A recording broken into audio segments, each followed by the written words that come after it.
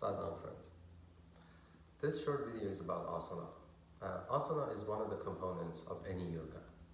Asana means a physical posture that is consciously taken. Means that you have to be aware of that, of how and what form you're in. So asana has, depending on the type of asana, has its own effect on the level of consciousness, health condition, and also emotions. And asana could be stationary, like the poses that we take during the meditation, and it could be moving, like some of the, many of our movements in the Kundalini Yoga. We have meditation, asanas or other asanas that are during the kriyas in Kundalini Yoga.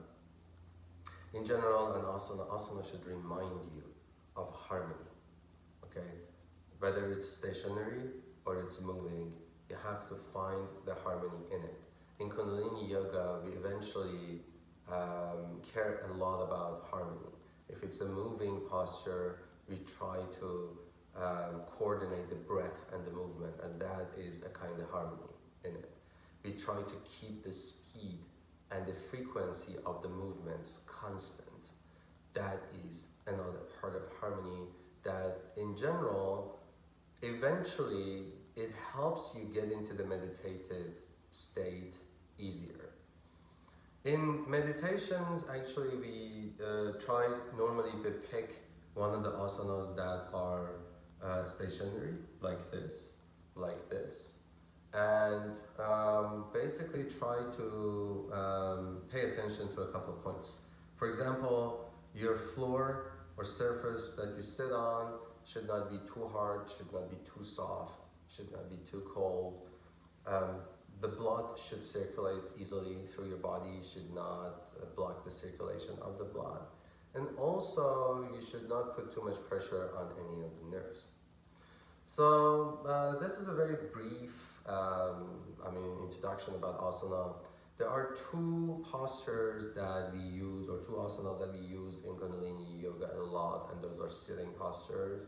One of them is Sukhasana, which it's the posture that I'm using at the moment. It's cross-legged, that I already explained in other videos, that you can pick 3 different versions of it according to your body situation. It could be tight, like the one of the legs inside totally to your groin area, and then the other one goes underneath.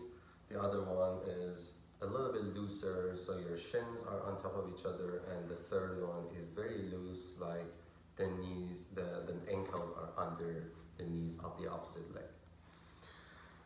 Remember, you should feel comfortable as you're sitting. So if you need, you can put a cushion under yourself and sit on a cushion, but the cushion should not be too high, or it should not be too soft like this. If this is too soft, so try to pick a harder cushion and sit on it. The second posture that we use a lot, and you also discussed it in the other videos, is called Vajrasana, or basically rock pose.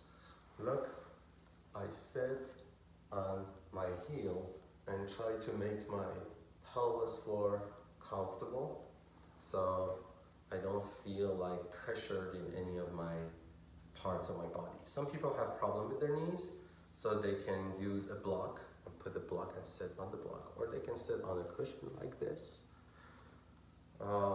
That makes it more comfortable. Or some people like to put something behind their legs and sit on it like that. So any of these postures, any of this modification that you choose, it's absolutely possible, and it's okay. At the end, you need to be comfortable. Thank you so much for watching this video. Have a nice and safe journey with your yoga practice, and sadhana.